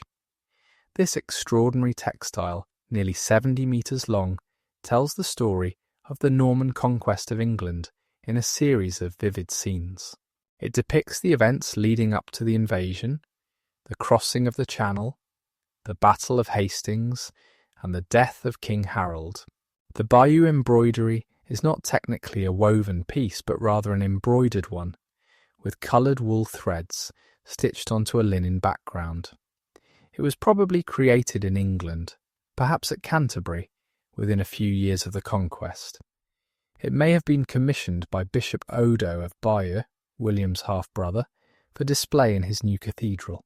The embroidery is a remarkable historical document as well as a work of art. It provides detailed images of 11th century life, showing ships, weapons, armour, clothing, and architecture. It depicts the building of the Norman fleet, the loading of supplies, the channel crossing, and the construction of fortifications. It shows the battle itself in graphic detail, with horses and men falling, arrows flying, and swords clashing. The artistic style of the embroidery is distinctive, with figures shown in profile, their actions clear and dramatic. The narrative flows from scene to scene, with Latin inscriptions explaining the action. Borders above and below the main scenes contain decorative elements, including animals, birds, and scenes from fables. The Bayeux embroidery has survived for nearly 1,000 years, a fragile textile that has outlasted countless more durable objects. It is now housed in a special museum in Bayeux, France, where it is displayed in a climate-controlled environment to preserve it for future generations. Norman artistic influence extended beyond architecture and textiles. Norman patrons commissioned illuminated manuscripts, metalwork, and other decorative arts. The scriptoria of Norman monasteries produced books of great beauty with elaborate initial letters and decorative borders. Norman goldsmiths created reliquaries, crosses, and other liturgical objects. The Norman period also saw important developments in music and literature. The Normans brought their own traditions of song and storytelling, which blended with local traditions to create new forms. The chansons de geste, epic poems celebrating the deeds of heroes, flourished in Norman courts. The story of Roland, the legendary knight who died fighting the Saracens, was a particular favourite. In England, the Norman conquest had profound effects on literature and language. The Old English literary tradition, which had produced works like Beowulf, was disrupted. For several generations, the language of literature and learning was French or Latin, not English. When English literature revived, it was transformed, enriched by French vocabulary, and influenced by French literary forms. The architectural and artistic legacy of the Normans is one of their most enduring contributions to European civilization. Their buildings still stand, still inspire, still serve their original purposes. Durham Cathedral still hosts worship services. The Tower of London still draws visitors from around the world. The Bayeux embroidery still tells its story to all who come to see it. These works remind us that the Normans were not merely warriors and conquerors. They were also builders and artists, patrons and creators. They valued beauty as well as power, permanence as well as victory. Their legacy in stone and thread and parchment is as important as their legacy in law and government. While William was conquering England, other Normans were carving out kingdoms for themselves in a very different part of Europe. Far to the south, in the sun-drenched lands of Italy and Sicily, Norman adventurers were building a realm that would rival anything achieved in the north. This is one of the most remarkable chapters in Norman history, a story of younger sons and landless knights who became kings and princes through courage, cunning, and sheer audacity. The Norman presence in southern Italy began in the early 11th century, around the same time that Normandy itself was reaching maturity under its dukes. The first Normans to arrive in the south came as pilgrims, travelling to the shrine of St. Michael at Monte Gargano in Apulia. But they quickly discovered that their military skills were in high demand. Southern Italy in this period was a patchwork of competing powers. The Byzantine Empire, the eastern continuation of the Roman Empire, controlled much of the south and the heel of the Italian boot. Various Lombard principalities held other territories. Arab Muslims ruled Sicily and raided the mainland.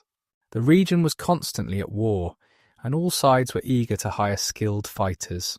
The Normans were exactly what these warring powers needed. They were superb cavalry, trained in the latest techniques of mounted combat. They were disciplined, experienced, and utterly ruthless. Local rulers began to hire Norman mercenaries, and word spread back to Normandy that there were fortunes to be made in the south. Among the first Norman families to establish themselves in Italy were the Drengots, who arrived around 1017. They served various masters, fighting for whoever would pay them, gradually accumulating land and power. But the family that would ultimately dominate Norman Italy was the Hautevilles, a clan from the Cotentin Peninsula in western Normandy. The Hautevilles were a large family with many sons and limited resources. The father, Tancred of Hauteville, was a minor noble who could not provide adequately for all his children. The younger sons had to seek their fortunes elsewhere, and Italy offered opportunities that Normandy could not match. The first Hauteville brothers to go south were William and Drogo, who arrived around 1035. They quickly made names for themselves as fighters, and other brothers followed. Eventually, 12 sons of Tancred would make their way to Italy, an extraordinary exodus that would transform the region. The most famous of the Hauteville brothers was Robert, known as Robert Guiscard, which means Robert the Cunning or Robert the Resourceful. He arrived in Italy around 1047, a younger son with nothing but his sword and his wits. Within a few decades, he would become one of the most powerful men in Europe. Robert Guiscard was a remarkable figure by any standard. He was physically imposing, tall and strong, with a commanding presence. He was also intelligent, charismatic, and utterly unscrupulous. He would lie, cheat, and betray without hesitation if it served his purposes. But he was also capable of inspiring fierce loyalty in his followers, and he had a strategic vision that set him apart from ordinary adventurers. When Robert arrived in Italy, the Normans were still mercenaries and minor lords, dependent on the favour of more powerful rulers. Robert set about changing this. Through a combination of military victories, strategic marriages, and shrewd diplomacy, he gradually expanded Norman power until the Normans were no longer servants, but masters. A crucial turning point came in 1059, when Robert made an alliance with the papacy. Pope Nicholas II was in conflict with the Holy Roman Emperor and needed military support. Robert offered his services, and in return, the Pope recognised him as Duke of Apulia, Calabria, and Sicily. This was an extraordinary grant, since Robert did not yet control all of these territories, but it gave him legitimacy and a mandate for further conquest. The conquest of Sicily was one of Robert Guiscard's greatest achievements, though much of the actual fighting was done by his younger brother Roger. Sicily had been under Muslim rule for over 2 centuries, and its conquest was presented as a holy war, a crusade before the Crusades. The campaign began in 1061 and lasted for 30 years. It was a long, hard struggle against determined resistance. The Muslims of Sicily were not easily defeated, and the island's mountainous terrain made conquest difficult. But the Normans persevered, capturing city after city, fortress after fortress, until the entire island was in their hands. Roger, who led most of the Sicilian campaign, proved to be as capable as his brother Robert. He was a skilled general and a shrewd politician, and he laid the foundations for what would become one of the most remarkable kingdoms of the medieval world. The Norman kingdom of Sicily, formally established in 1130 under Roger II, was unlike anything else in Europe. It combined Norman military and administrative traditions with the sophisticated cultures of the peoples the Normans had conquered. Greeks, Arabs, Lombards and Normans lived side by side, each contributing to a unique civilization. The court of the Norman kings of Sicily was famous for its learning and its luxury. Arab scholars, Greek philosophers, and Latin churchmen all found welcome there. The kings patronized art, architecture, and literature in multiple languages. They employed Muslim administrators and Greek craftsmen. They created a multicultural society that was centuries ahead of its time. The architecture of Norman Sicily reflects this cultural fusion. The great churches of Palermo, Monreale, and Cefalù combine Norman Romanesque structure with Byzantine mosaics and Arab decorative elements. The result is breathtakingly beautiful, a visual expression of the cultural synthesis that characterized Norman Sicily. The Palatine Chapel in Palermo, built by Roger II, is perhaps the finest example. Its walls are covered with golden mosaics depicting scenes from the Bible, executed in the Byzantine style. Its ceiling is carved wood in the Arab manner, decorated with intricate geometric patterns and images of courtly life. Its overall form is Romanesque, with rounded arches and sturdy columns. The combination is stunning, a masterpiece of medieval art. The Cathedral of Monreale, built later in the 12th century, is equally impressive. Its mosaics cover over 6,000 square metres, making it one of the largest mosaic programs in the world. The images depict the entire history of salvation, from the creation of the world to the life of Christ to the Acts of the Apostles. The golden backgrounds glow in the light, creating an atmosphere of transcendent beauty. Robert Guiscard himself did not live to see the full flowering of Norman Sicily. He died in 1085 while campaigning in Greece against the Byzantine Empire. His ambitions had grown to match his achievements, and at the time of his death he was planning nothing less than the conquest of Constantinople itself. Robert's death did not end Norman expansion. His successors continued to build on his achievements, and the Norman kingdom of Sicily remained a major power for over a century. It would eventually pass to the Hohenstaufen dynasty of Germany through marriage, and later to the French house of Anjou. But the Norman imprint remained, visible in the laws, the institutions, and above all the magnificent buildings that still grace the island. The Norman achievement in southern Italy and Sicily was in some ways even more remarkable than the conquest of England. In England, the Normans conquered a single kingdom and imposed their rule on a relatively homogeneous population. In the south, they created something new, a multicultural state that drew on the traditions of multiple civilizations. The Normans of Italy also played important roles in the broader history of the Mediterranean world. They fought against the Byzantine Empire, weakening it at a crucial moment. They participated in the Crusades. They interacted with the Muslim world in ways that were sometimes hostile, sometimes cooperative, always complex. The story of the Normans in Italy reminds us that Norman expansion was not a single movement, but a series of related adventures. Different groups of Normans, often related by blood but acting independently, spread across Europe and beyond.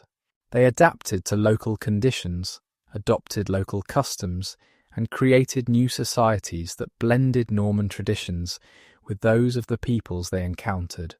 This adaptability was one of the keys to Norman success. The Normans were not rigid or doctrinaire. They were pragmatic, willing to learn from others, ready to adopt whatever worked.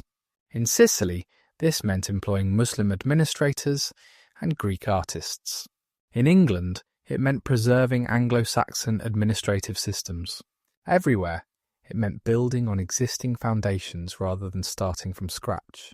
The Norman kingdoms of southern Italy and Sicily lasted for about 2 centuries. From the mid-11th century to the mid-13th. During that time, they were among the most prosperous and culturally advanced states in Europe.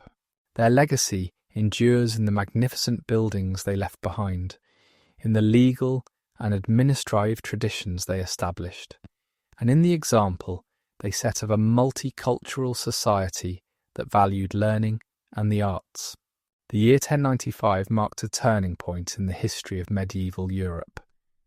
In that year, Pope Urban II called upon the warriors of Christendom to take up arms and march to the Holy Land. The goal was to recapture Jerusalem and the other sacred sites from Muslim control. The response was overwhelming, and the First Crusade was born. The Normans were at the forefront of this great enterprise. Their military reputation, their religious zeal, and their appetite for adventure made them natural crusaders. Norman knights and nobles played crucial roles in the First Crusade and in the crusader states that were established in its wake. The most prominent Norman crusader was Bohemond of Taranto, the son of Robert Guiscard. Bohemond was a giant of a man, said to be nearly 7 feet tall, with broad shoulders and a commanding presence. He had inherited his father's ambition and his father's cunning, and he saw in the crusade an opportunity to carve out a kingdom for himself. Bohemond had been fighting in the Balkans when news of the crusade reached him. He immediately abandoned his campaign and set about recruiting followers for the expedition to the Holy Land. His reputation attracted many knights, and he soon had a substantial force under his command. The journey to the Holy Land was long and difficult. The Crusaders travelled overland through the Byzantine Empire, a journey of many months through unfamiliar territory. Relations with the Byzantines were tense. The Emperor Alexios I was suspicious of the Crusaders' intentions, and the Crusaders resented what they saw as Byzantine duplicity and lack of support. Bohemond played a complex game with the Byzantines. He had fought against them in his father's campaigns, and there was no love lost between them. But he also recognised that the Crusaders needed Byzantine support, at least initially.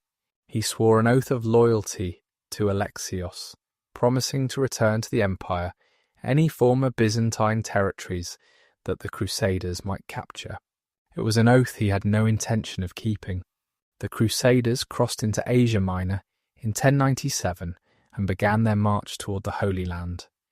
The first major obstacle was the city of Nicaea, which was held by the Seljuk Turks.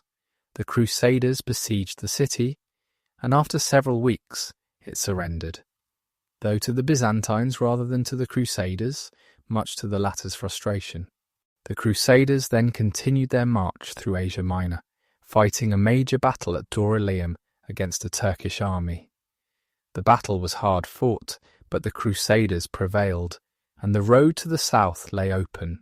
The greatest challenge of the First Crusade was the siege of Antioch, one of the most important cities in the region. Antioch was heavily fortified, with massive walls and towers that seemed impregnable.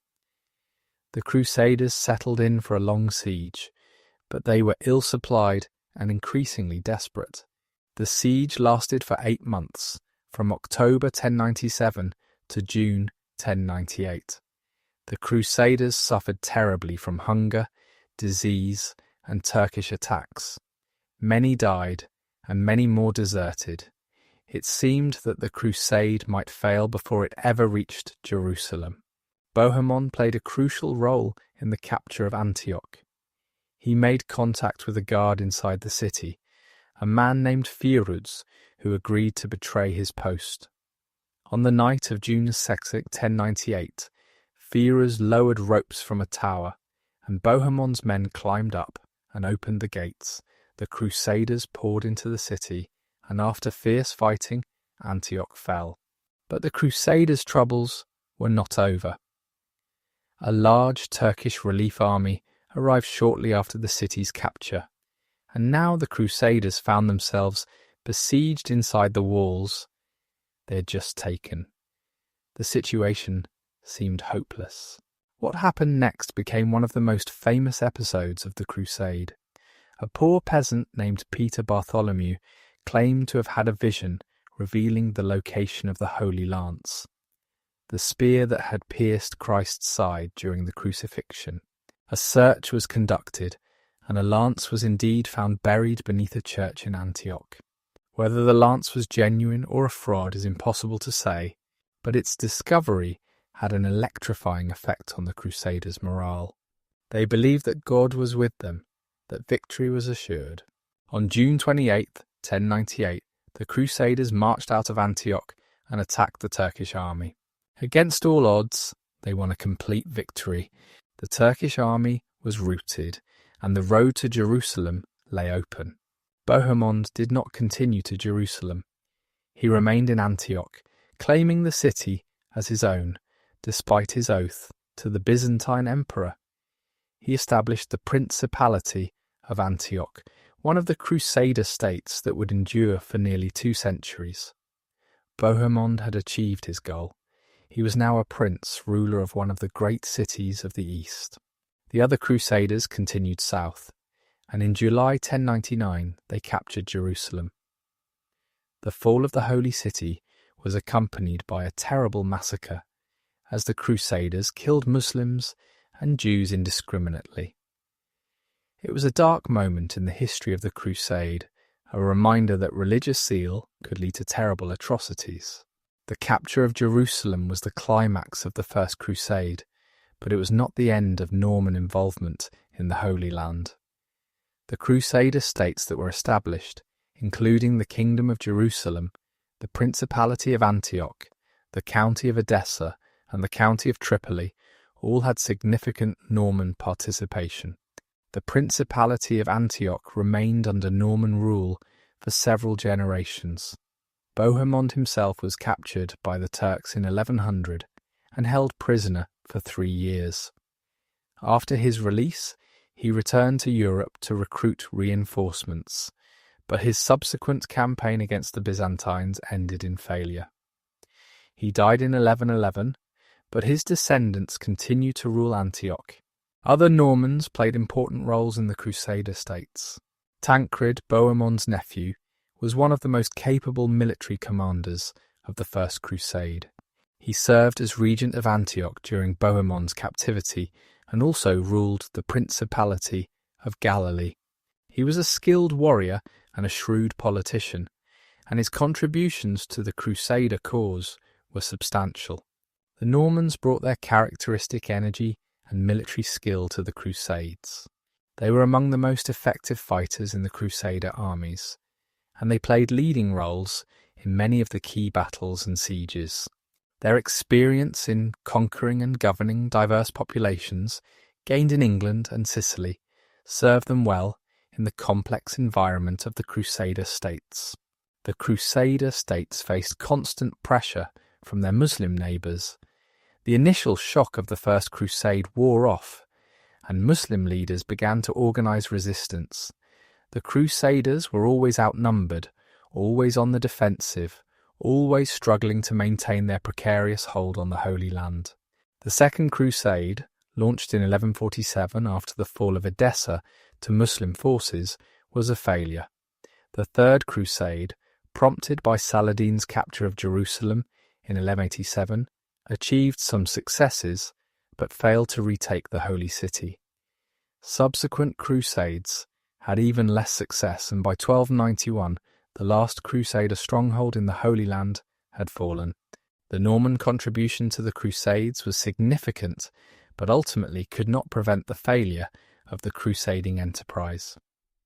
The Crusader states were too small, too isolated, and too divided to withstand the growing power of their Muslim neighbours. The Normans, for all their military prowess, could not overcome these fundamental weaknesses. Yet the Crusades had lasting effects on Norman and European society. They brought Europeans into contact with the more advanced civilizations of the East, exposing them to new ideas, new technologies, and new products. They stimulated trade and commerce as merchants sought to profit from the flow of goods between East and West. They left a legacy of religious conflict that would shape relations between Christians and Muslims for centuries. The Norman role in the Crusades also illustrates the remarkable reach of Norman expansion. Within a century of Rollo's settlement in Normandy, his descendants and their followers had spread across Europe and into the Middle East. They had conquered England, established kingdoms in Italy and Sicily, and carved out principalities in the Holy Land. No other people of the medieval period achieved such widespread expansion in such a short time. When William the Conqueror died in 1087, he left behind a complicated legacy.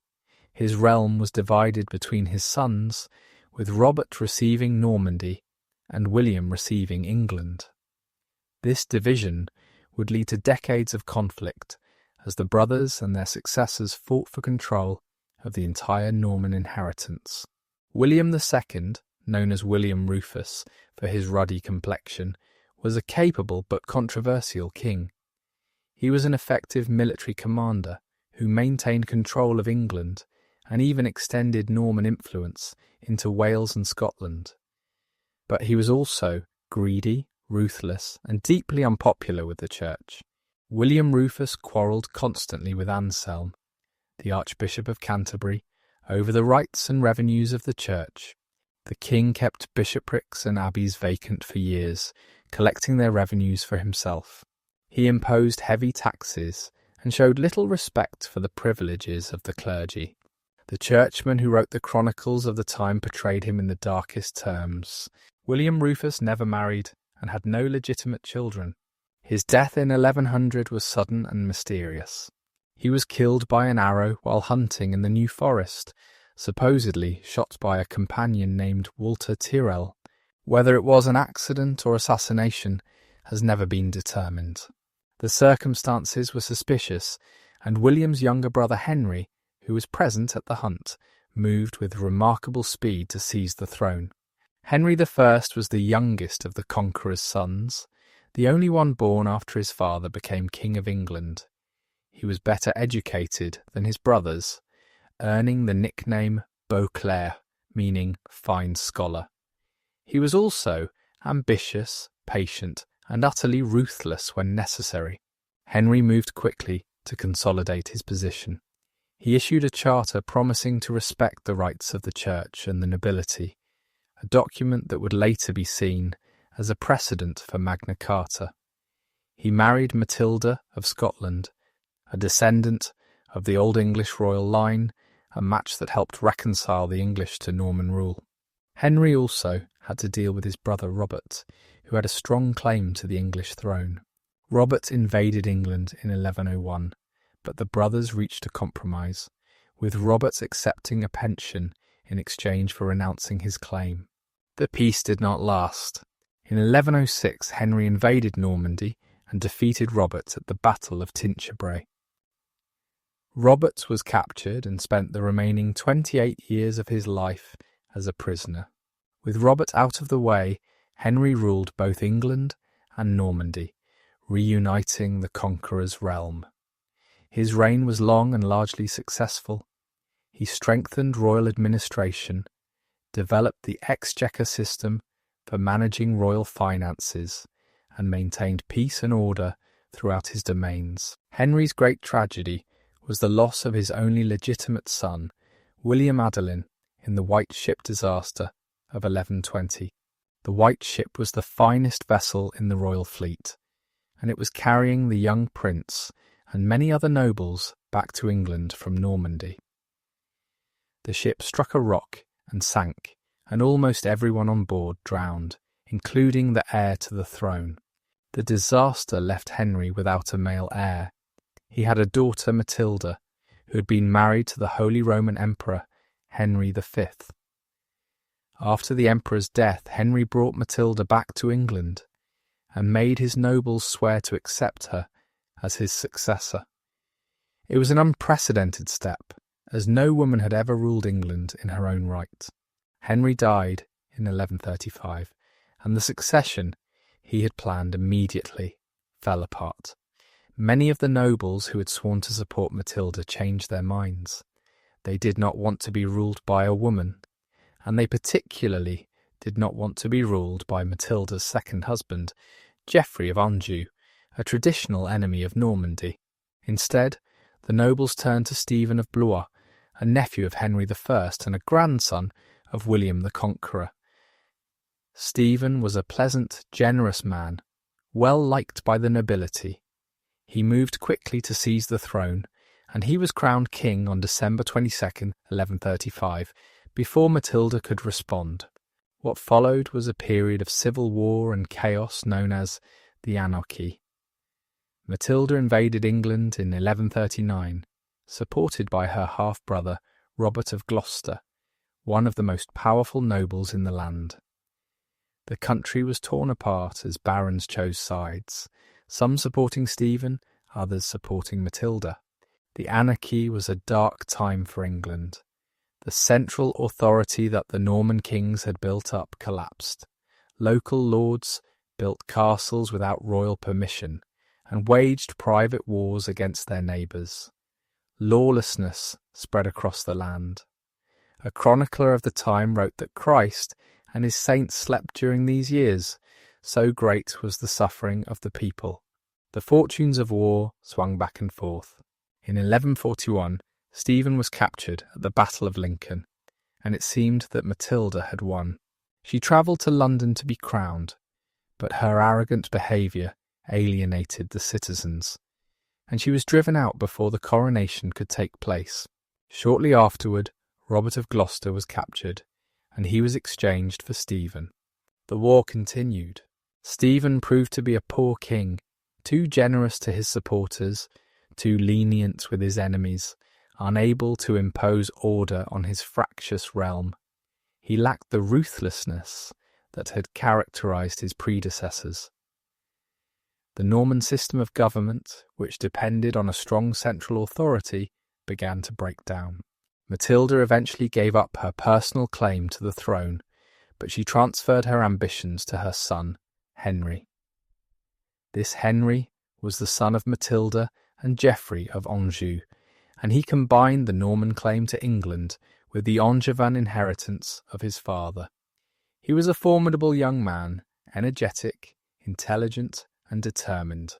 In 1153, Henry invaded England with a substantial army.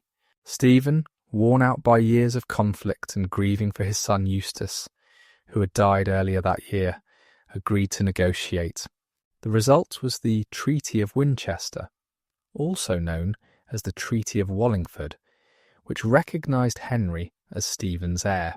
Stephen would remain king for his lifetime, but upon his death the crown would pass to Henry. Stephen died on October 25th, 1154, and Henry became king as Henry II.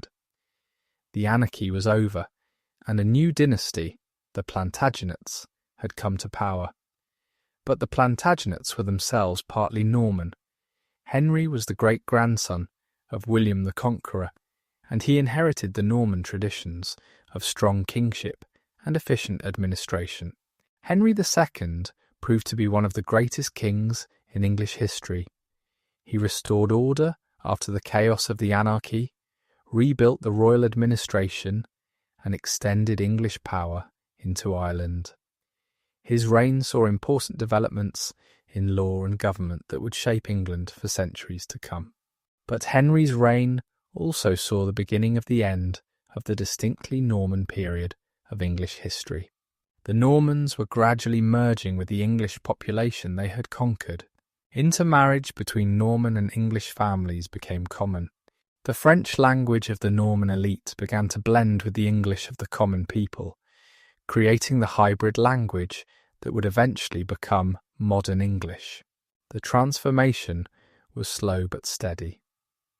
By the 13th century, it was becoming difficult to distinguish Norman from English.